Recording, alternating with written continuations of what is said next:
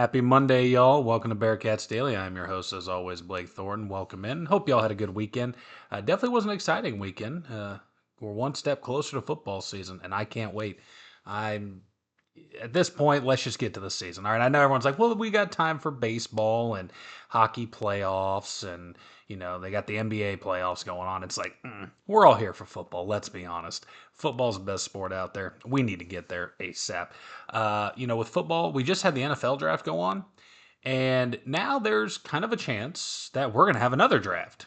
It's not as long, it's not as many days, but it is the NFL supplemental draft. Now, I had a lot of questions when I brought this up involving Sorsby and what his options were with college. People asking me to kind of explain what a supplemental draft even is. So we'll go over that a little bit and kind of what we're talking about in terms of draft options, loss of eligibility, and how that all works out. So the supplemental draft started in 1977. It was the first time they had it. The idea for the supplemental draft basically is to give players a chance who lost their eligibility for college in one way or another, however they lost it, to still enter a chance at an NFL team after the deadline for the main draft has already passed. So typically, I want to say it's sometime in June is what it's standard been.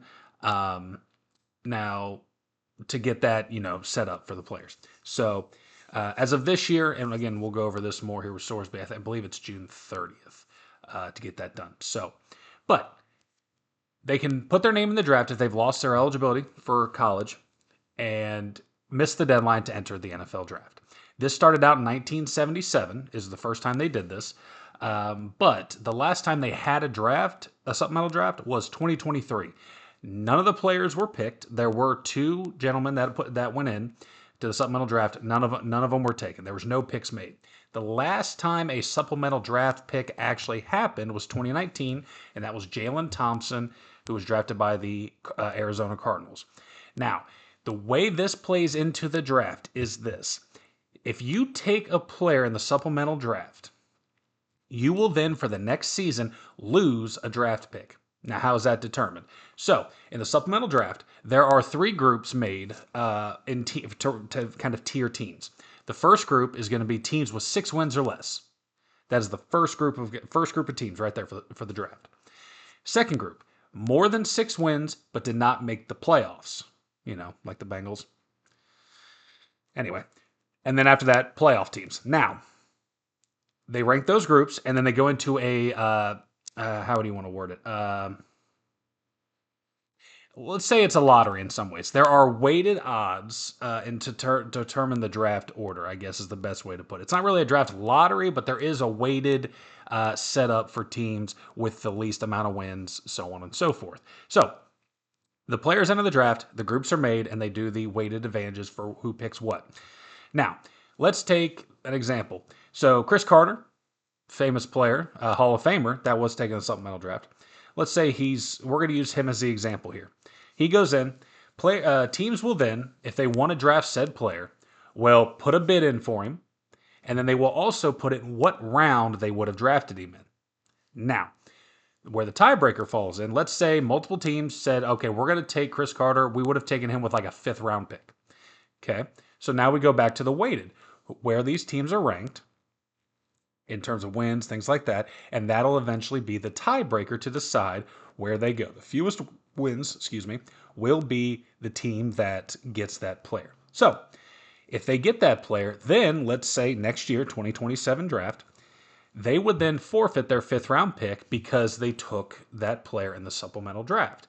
So it really is a give and take. Obviously, they're not going to let teams just, the same team picked all these guys in the supplemental draft and now they're going after guys in this draft. That's not how it works. You do lose a draft pick if that happens. So there is a little bit of give and take there in terms of who you take, who you don't take, and what you have to do to give them up. Now, there have been a lot of, not a lot, but there have been some big names over the 50 plus years they've had the supplemental draft for players. Chris Carter, as we mentioned, Hall of Famer. Wide receiver Josh Gordon was a supplemental pick, and Ahmad Brooks, linebacker, was also a supplemental pick. So, it's not like these guys that get drafted are going to be worthless or anything like that. Like, you get good guys.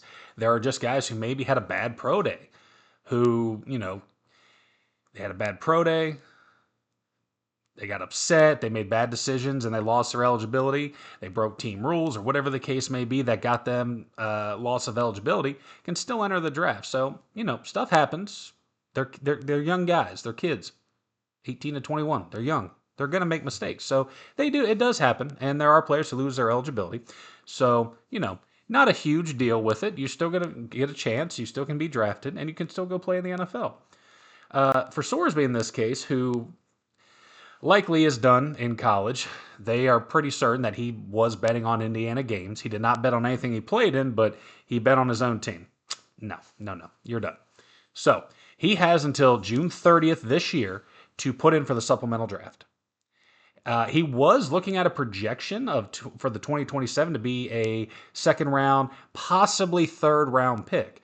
And we kind of know with quarterbacks in the NFL, unless a team is dying for a quarterback and you're just at the top of the list, a la Joe Burrow, or hey, Desmond Ridder got drafted, but he wasn't day one. So, it's one of those things with Sorsby where he's not going to play, obviously, in college. So he has the chance to enter the supplemental draft. He did hire a lawyer. He is going through all that litigation with UC still, but also trying to figure out the eligibility with the NCAA.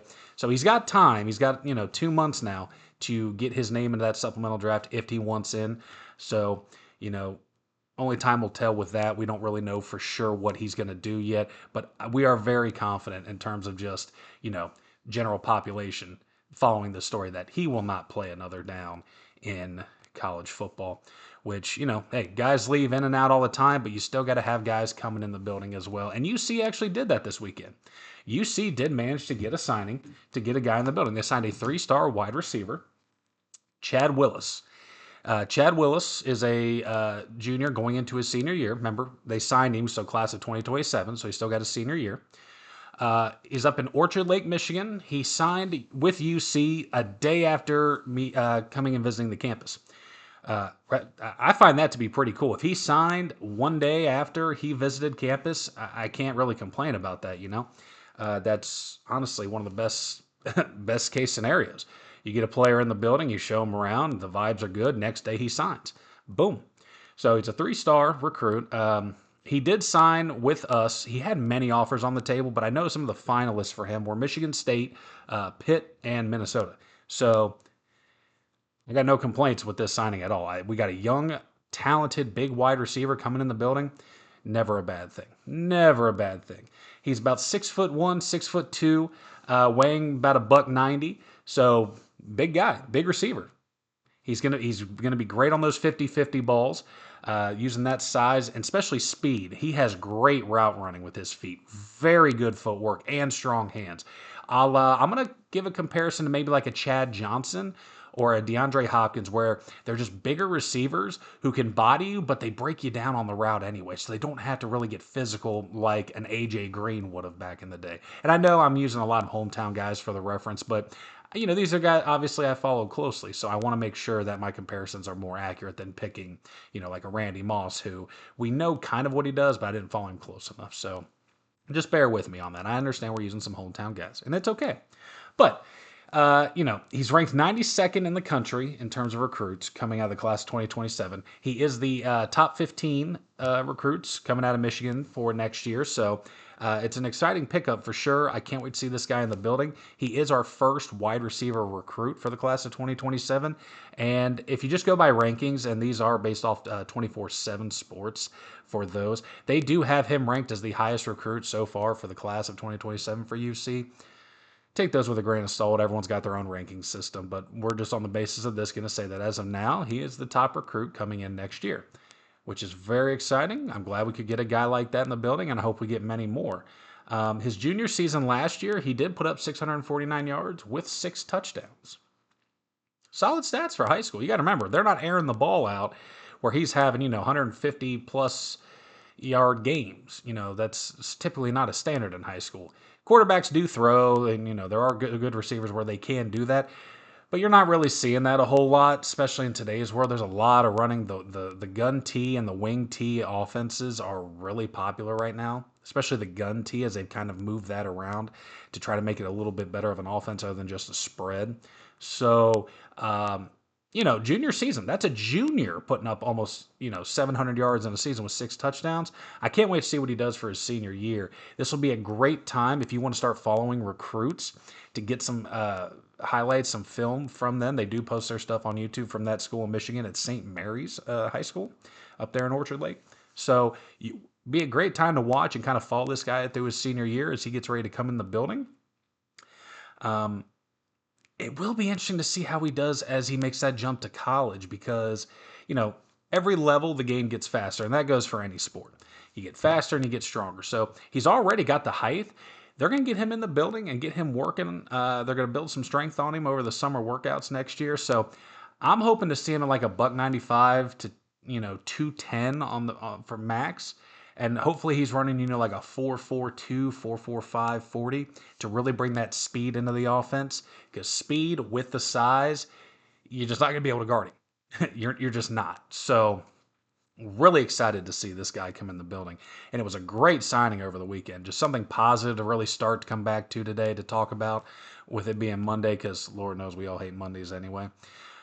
So really, 2 thumbs up for this signing. I couldn't be more thrilled, and I hope to see him in the building as we continue forward. But I don't know in terms of money. Obviously, every time a player gets signed, everyone's like, well, are they paying him? How much money is he getting? That's not always necessarily the case. NIL budgets aren't all the same. And that's kind of part of the issue that I personally have with NIL money. And it kind of and that's what's going to kind of where my hot take is coming from. Salary caps for these teams. You look at schools like Ohio State, just for an example, or Texas A&M, they're putting $20+ million into their roster. Not every team is doing that.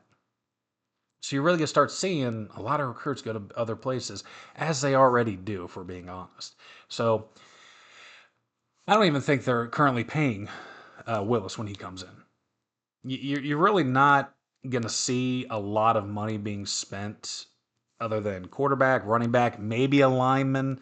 Receivers can get paid, obviously. I'm not saying that, but when you think money, you're looking at quarterbacks, especially defensive guys. So it's a weird dynamic with how the money works. And it actually was just released that Arkansas is dropping their tennis program. And when they interviewed the athletic director out there for Arkansas, he said, the college landscape is changing in terms of sports, and this is going to be a great cost cutter to keep more money in the building to go along with those changes. Now, reading between the lines, which is all I'm doing, he did not say this explicitly, but this is what I'm reading into it. Tennis does not bring in as much money as other sports. We know that. Basketball is not bringing as much as football. Baseball is not bringing as much as basketball, soccer, so on and so forth. Now, does this vary on a school-to-school basis? A majority of the schools, for what I said, is true. There are those who specialize in certain sports or don't have other sports already, like football. So, this doesn't go for them. But as a whole, if schools are going to start cutting other programs to pay for other sports, it's really going to put a issue on young athletes who are playing sports and deciding what they're going to do. A scholarship is a big thing in today's world. A scholarship is vital for a lot of people to get into college. College has, the inflation on college tuition has grown outrageously in, the 26 years since 2000. I mean, I know just from the time where I was looking at colleges to now, it's almost doubled. And for no reason. It's still the same classes. It's still, for the most part, some of the same buildings that have been on campuses for decades, centuries at some places. Good Lord. I mean, you look at Nippert Stadium, it's the oldest college football stadium. It's been renovated over time, but Nippert's one of the oldest stadiums in college football. So we're not paying for new stadiums. Renovations, yeah, I get it. But if you look at the NCAA foundation, it's always been against paying players, and now they've allowed it. So schools are just throwing money into these teams to build and get recruits and things like that. I personally would like to see a salary cap put into place that limits what they spend. Now, we know they say you got to do a revenue share of X amount of money. So, is there already kind of a cap? Yeah, there is. But if you set a hard limit on, hey, we're going to allocate, I don't care what y'all make. If let's just take the top end of the spectrum with, Ohio State, what they spend, 20 plus million. Let's say the NCAA says, okay, every school can spend $20 million on their players for football. Okay? That at least puts a guideline in play. And then these other schools who, like UC, who aren't on the level, and I know this sounds bad, but it's true in terms of size, following, national attention, UC does not get the same attention as an Ohio State or Florida. So, if we have all the schools with the same amount of money, that kind of removes and adds a little bit of parity the issue of buying players. It kind of brings recruiting back into play from coaches. They can't just say, oh, we've got all the money, we've got all the facilities, just come here. It actually goes back to old school college recruiting where you're going to have to meet with people. You're going to have to see the vibes. Are you comfortable there? Is this a college I want to spend 4 years at? If you spend all 4 years there, do they have my degree? There are so many more things that come into it other than, oh, they're going to sign me the biggest check. And we know I've made my stance clear that I do not like NIL. I don't think players should be making millions of dollars or hundreds of thousands of dollars. I just don't. I've been over that. If you have any questions, I'll re-answer them down the line about why that's the case, but we've discussed it. We know that. So, all that being said, you put that salary cap. It sounds so bad that we're talking about college sports with a salary cap. I can't stand it. But you put that there, goes back to recruiting. It gives other schools chances, like UC, who it's going to be tough for UC, especially now, to compete for 5-star recruits. Could we still get them? Absolutely. There's always a chance. Everybody's got a chance. The right pitch, the right time, things can happen. You land a player. But you get those guys in the building with the same amount of money, it evens the field and will allow some parity in college football. We're not going to have just we're not going to have two conferences, an East and a West. We won't have just, every year, oh, we've got the same 10 schools up here. And it's funny, if you look at all the budgets, they all spend the most money. Well, eventually, the schools who aren't able to compete with that, who aren't drawing players, if you're not drawing players, guess what you're not drawing? Fans. And if you're not drawing fans, you're not drawing the most important thing, money. And eventually, there's just no program. If there's no money in it, there's no program. Unfortunately, that's the model of the world. If it don't make dollars, it don't make sense. Yes, that is a pun. So you got guys coming in. Let's litigate this a little bit. Let's have some regulation to where schools have to keep in a certain fenced in rules of money and what they can spend, especially by position. That would be a great way to do it. And the NFL is already kind of moving that way in terms of contracts, where eventually I think we're going to see them having quarterback contracts and then team contracts. I really think you'll see them be different because coaching contracts are already away from the cap. And the way money is getting blown on quarterbacks these days, good Lord, it's so much of the salary cap to begin with. They may just be like, okay, we're going to change this up here a little bit. So I would like to see it, and I hope they do it. I like college football. College football is such a different dynamic than the NFL, and it is, of course, every Saturday, college game day. There are so many good things that come with college football, but we want to be able to watch our teams, and we want to watch our teams compete. There's nothing fun about watching your team go out and just get dog walked on the field. There's not. Losing isn't fun. So, keeping people in the building, keeping a competitive team on the field, you got to have recruits, and to have recruits, you're going to have money. But if you can't outspend the big guys, it's irrelevant. So, hopefully, they'll bring in some sort of, stricter rules and guidelines for what people can spend and what they can't. And hopefully, it keeps people interested. It keeps programs from having to cut other sports so they can spend money elsewhere. Because not everyone can play football. Not everyone can play, basketball. There are other sports out there. But if we're going to start losing those programs, it's going to kill everything else in the youth movement for sports, because they're going to be like, well, you're only going to go to college. There's only certain sports you can play in college now. Has that always been the case? Yes, not every school has every sort of sport, but if we start really having to cut other events and sports to be able to pay and have extra money lying around, that's not good. It's not good in the long term. So hopefully they do this. I will be pushing it as much as I can. Hopefully you guys will push it if you agree. If you don't, by all means, put it in the comments. Give me your thoughts on NIL. Should players be making money? I would love to hear what your guys' thoughts are on that. So please make sure you put that in there. And again, if you have any other questions, comments, thoughts, if you just want to make fun of my hat, go ahead. I just want to make sure you guys are watching. I want to get some feedback from y'all. Would really help. Get you guys some questions answered on the show, and we can have a little discussion. In the meantime, we got another week coming ahead of us as we continue the push towards football season, and it can't get here soon enough. I want to thank FanArch once again right here for making this video happen. I look forward to doing these every single day. It's great to be able to talk with fans of UC, of anything really. Talking sports, there's always something we can get behind. There's always passion in it, and I love that about fans. There is a passion that comes with being a fan. Lord, being a Cincinnati fan, there's definitely a passion. There's a reason why they're the drunkest fan base in the NFL. Cincy just has the best fans in the world, and I appreciate everyone watching this today, and I look forward to speaking with y'all again soon. Take care and have a great day.